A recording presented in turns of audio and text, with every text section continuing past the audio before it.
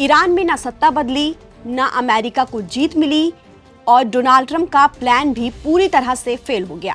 ये बात कही है ईरान के विदेश मंत्री अब्बास अरागची ने। ईरान के खिलाफ अमेरिका और इजराइल की संयुक्त सैन्य कार्रवाई के बाद मिडल ईस्ट इसकी जो स्थिति है वो बेहद तनावपूर्ण है।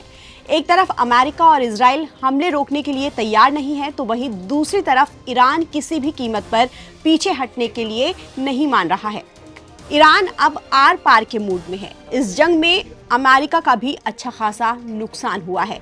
इस बीच एक इंटरव्यू में अब्बास अरागची ने कहा है कि अमेरिका और इजराइल उनके देश पर हमला करके अपने लक्ष्य को हासिल नहीं कर पाए हैं।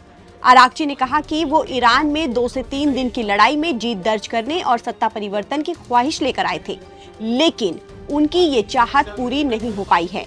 उनके इस थोपे गए युद्ध की वजह से दुनिया भर में कई मुश्किलें आई हैं और अमेरिकी राष्ट्रपति डोनाल्ड ट्रंप अब हर रोज अपने बयान बदल रहे हैं। अब्बास अरागची ने एक इंटरव्यू में कहा, अमेरिका और इजराइल ने बिल्कुल गैर कानूनी तरीके से ईरान पर हमला किया। हमला करते हुए उन्होंने 2 से 3 दिन में तेहरान की सत्ता को उखाड़ फेंकने और जीत दर्ज करने की बात कही। ये लड़ाई चलते हुए 10 दिन हो गए हैं और वो अपने शुरुआती लक्ष्यों में फेल हो गए हैं। अब्बास अरागची का कहना है कि सत्ता परिवर्तन और 2 दिन में तेहरान जीत लेने का प्लान फेल होने के बाद डोनाल्ड ट्रंप मकसदहीन हो चुके हैं। अब वो रोज नए नए प्लान बना रहे हैं।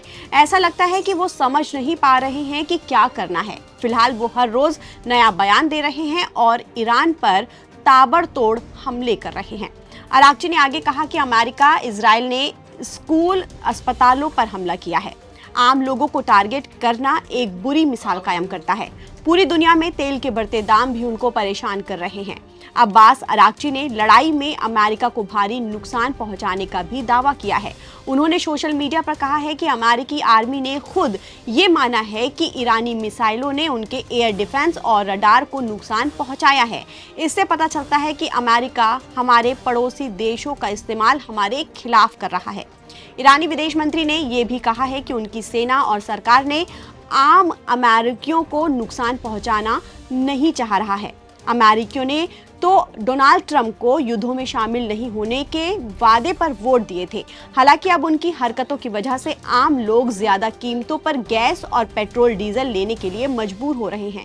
ईरानी विदेश मंत्री ने 2 टूक लहजे में कहा है कि जब तक इस जंग का कोई परमानेंट हल नहीं निकलता है, तब तक ईरान अपने लोगों और अपनी सुरक्षा के लिए लड़ना जारी रखेगा। ताज़ा अपडेट के लिए आप बने रहिए नवभारत टाइम्स के साथ। नमस्कार।